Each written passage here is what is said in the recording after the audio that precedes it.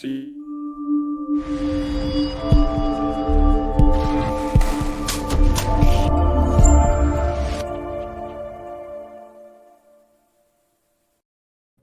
welcome to Ideagen TV. Today we are ecstatic to have with us Bill Ashworth, Head of Government Affairs for NIO.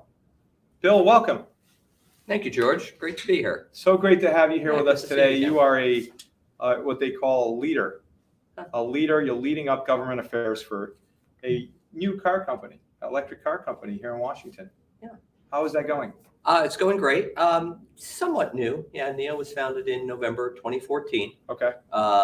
We have R&D locations across the world. We're a global EV company. We have R&D facilities in Shanghai, Beijing, Munich. Our headquarters, U.S. headquarters, is in San Jose. Okay. And we've recently opened up NIO houses, which I'll get to in a second, and offering our products in the Netherlands, Norway, Germany, and Sweden. And so I want to talk about you for a moment. Sure. So how, we're in Washington, we see the Capitol, the White House, the monuments from here at Ideagen's headquarters. What led you? What's your path to, arriving at NIO? Yeah. So I'm glad you asked that, George. So my background is mostly in the technology industry. So I worked for, I'm going back 20 years now or so. Started out at a trade association here in DC and then started to work for Microsoft, where I was in-house counsel working on all types of data security and data privacy issues and software licensing issues. Then worked for Google, Yahoo, Alibaba, and now NIO. Incredible. Yeah, well, it's been interesting. And you're still only in your 30s. How did you do all that? And so now you're with an electric vehicle company. Yes, a lot of the folks across the world, the millions of people that are watching this interview, are very interested in electric vehicles. It's top of mind. It's an important issue for sustainability and on. What are the biggest challenges that you're seeing facing the electric vehicle industry today, and how is NIO addressing those challenges potentially? So, great question. So one of the things that NIO focused on when they were first starting their go-to-market strategy overseas in China and Europe was, what are those barriers to early adoption? What do people care about, or what's sort of giving them pause about purchasing an electric vehicle? And we found that from all the data that we saw, that most of that centered around the battery, reliability of the battery, cost of the battery. The battery cost is the highest cost of the electric vehicle. So NIO said to us, we said to ourselves, how can we reduce that cost, that perception about reliability, to make this a more seamless and a comfortable purchase for consumers? And how can we lower the cost to reduce the overall cost of the product? And NIO's really come up with a very innovative solution. It's the battery swapping technology, or battery as a service. So we offer three types of battery solutions. The first is the home charging, which I'm sure most people are familiar with. We have different home charging services, different power levels of home charging. Some of our home chargers can recharge your car in about 3 hours. Others, it takes about 12 hours, depending upon the type of home battery charging station you purchase. The other is the battery swapping stations, where that's incredible. Yeah, where you would just sort of drive into a battery swapping station, which is probably, I'd say, maybe half the size of this room. So it's fairly small. You drive in under 3 minutes, you can have your old battery swapped out for a new battery, and you'll be right back on the road. So you can go in and get a cup of coffee. It's very, very analogous to just pulling into a gas station, a Wawa, wherever you go, going in, getting a snack, come back out, and your gas tank's filled. Same sort of idea. Sure.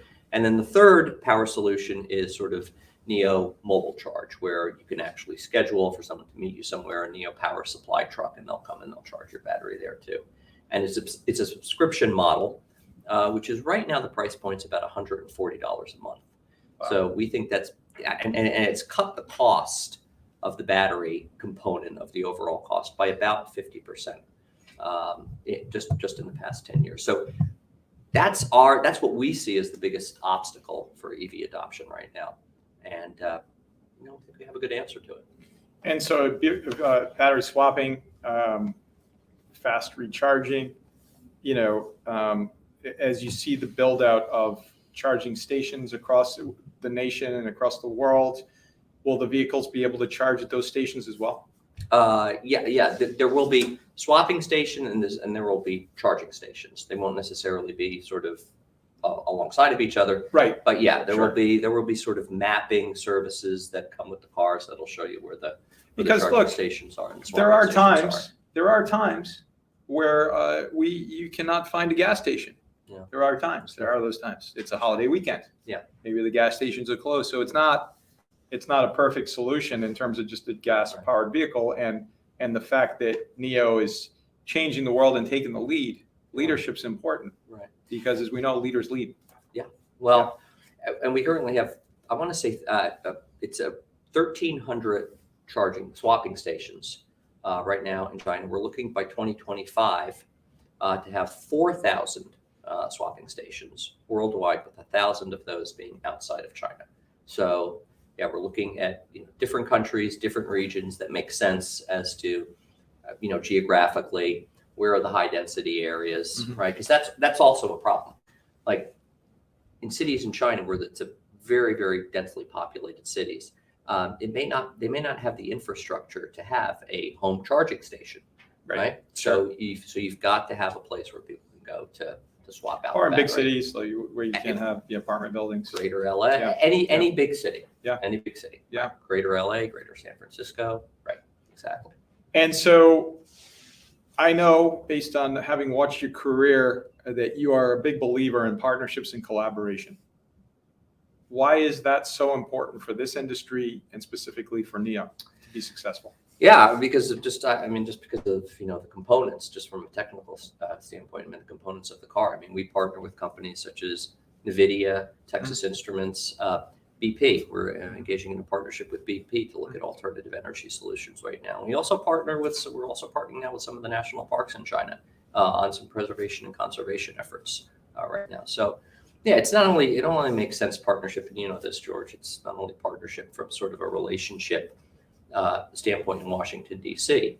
But I think this is such a growing and nascent industry, and not just sort of, if I may, sort of going back to kind of like my Microsoft days, not only sort of like of the components or the platform that is the car, but the services that are offered like inside the car. It's often said that Tesla is a software company that's selling cars. That's right. Right. Well, at NIO, we're very big believers in creating an immersive experience for customers. Our founder, William Lee, likes to sometimes talk about the car as a second living room. So you can, come home from work, or you can go out to your car, you can sort of close the doors, you can hit a switch, you get ambient lighting, you get sort of surround sound speakers, you put on augmented, reality, or augmented sort of,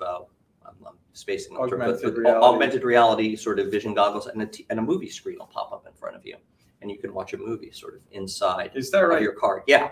So, but sort of, I think the important point of that is you're now looking really sort of at not just a car, but a platform that is hosting all these different software services, right? And that's really, for me at least, coming from the tech industry, that integration or that sort of marriage of hardware now marrying up with software and what is truly now sort of like a mixed product. Right. Like 20 years ago, we were talking about the difference between hard goods and intangible goods. That's right. And how we were saying back then, 20 years from now, you're going to have a really hard time sort of differentiating the two. That's right. Right. And now here we are. Right. We have smart refrigerators. We have smart appliances. Now we have smart cars that are, are they a software product? Yeah. Or are they a hardware product? Yeah. Or are they both? They're a hybrid. And are they more software or more hardware? Well, that's kind of the direction that I think these products are going. And it's really fascinating. Well, and it's incredible to hear that because, we know you and I grew up in an era pre-seatbelt and we were bouncing around the car. Somehow we made it to today, having been experienced in traveling without a lot of the safety, Right. a lot of the safety items that you take for granted today. Seatbelts are one, but auto stopping and LiDAR and radar and all these other things that go into these vehicles to be able to save lives, because we do know, and you know this, that traffic fatalities are one of the leading causes of death across the planet. Right. And so is that part of the safety piece? Is that part of the NIO experience? Yeah, absolutely. I mean, all this sort of advanced technology, the software that goes into these cars, I mean, clearly has safety in mind. I mean, we have to have trust of our users. I mean, it has to be a product. And so it has to be a safe product. So we're constantly working with regulators overseas and looking forward to working with regulators in the United States to make sure that it's, again, that people have trust and confidence in the product. Yeah. And as you look at these cars, you mentioned Tesla, and other types of vehicle makers, especially in the EV space, if you can have the technology, it's viable. It sounds like the NIO platform is just phenomenal in terms of the battery swapping is just game changing. We understand how Tesla works. You have to, stop at a station, wait until it charges and move on, et cetera. And then the saving of lives. Yeah. That's a big deal. Yeah. I mean, huge deal. I mean, you're saving lives. You're giving confidence. I mean, in people, out on the road when they're driving, you're saving them time, right? You're saving them money. I mean, it's an incredible sort of, cost savings and safety benefit.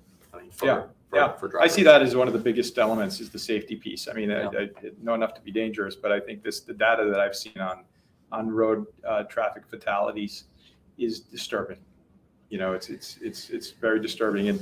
And so NIO's taken the lead there as well with innovation. I'd like to talk a little bit about your specific expertise. You're in Washington. You've been in Washington. You mentioned all of these companies that you've helped lead efforts on regulatory affairs. And how do you approach that now with this new company? You're with NIO, and you're helping to lead the regulatory discussions on Capitol Hill and beyond. How are you dealing with that? Well, I mean, I probably, just like everyone else is, kind of dealing with this. I think my background's a little unique. I was mostly in the state government affairs space. So I used to call, legislators, attorneys general, all these people who started at the state level, city council people, always used to refer to it, and not pejoratively, but just honestly, as kind of like the farm team. I mean, a lot of those people who started at the state and local level are now right across the river, right? Think of people like Kamala Harris, right? She was Attorney General of California. Bill Clinton was Attorney General of Arkansas. Barack Obama was a state senator in Illinois. So these people have a kind of a wealth of experience, and I think at the end of the day, they really do care about that old, Tip O'Neill mantra: all politics are local. That's right. I mean, such a good point. Yeah, and the safety issue that sort of, you raise, and all the regulatory issues.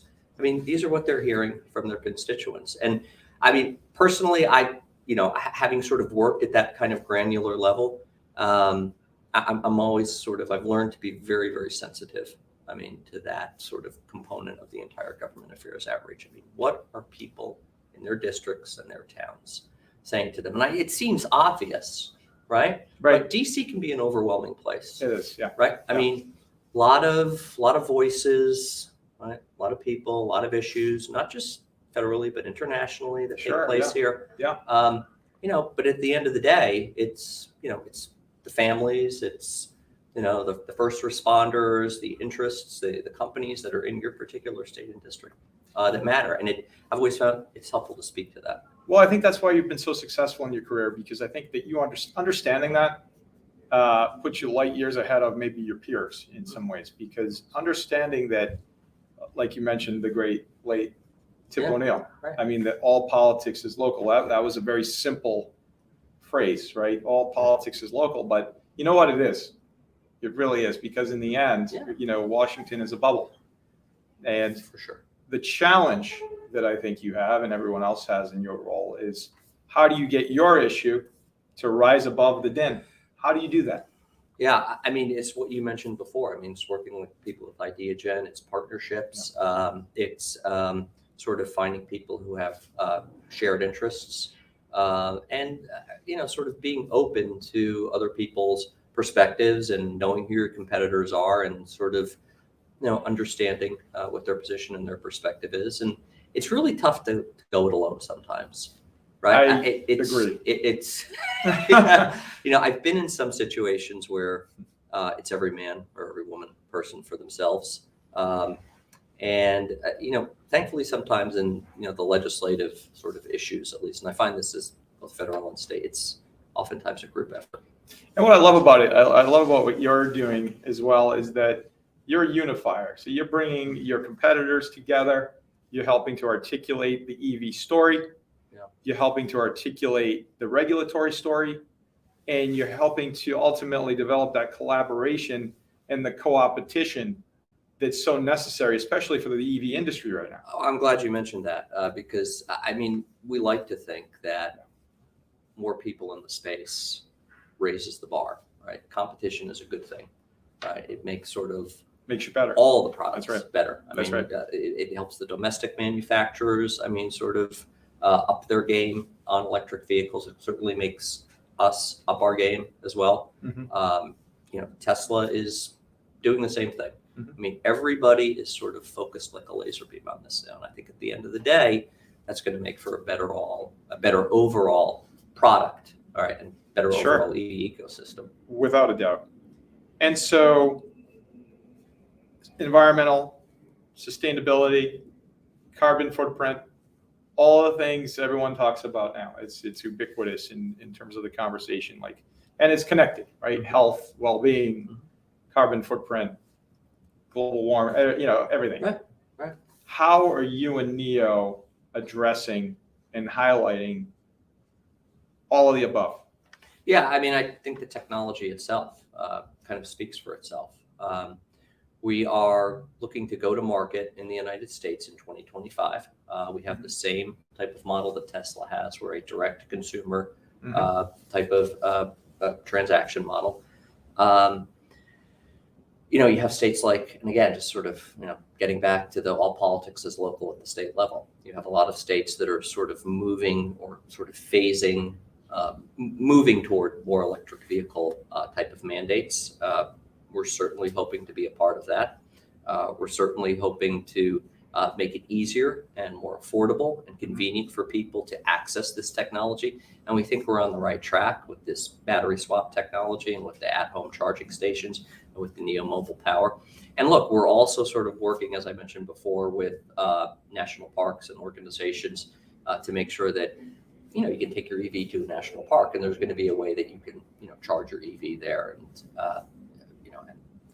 sort of help in that regard as well. And that accessibility and the ability to take that vehicle anywhere is part of the overall EV mantra, right? And in some ways, because of the historic lead that current vehicles have in terms of gas stations and on and on. Right. It's a little bit of an unfair advantage, but EVs are catching up, and there hasn't been much change in that industry for so many years. Up until really recently, right? So, this is, the EV industry has been a game changer, I think. Mm-hmm.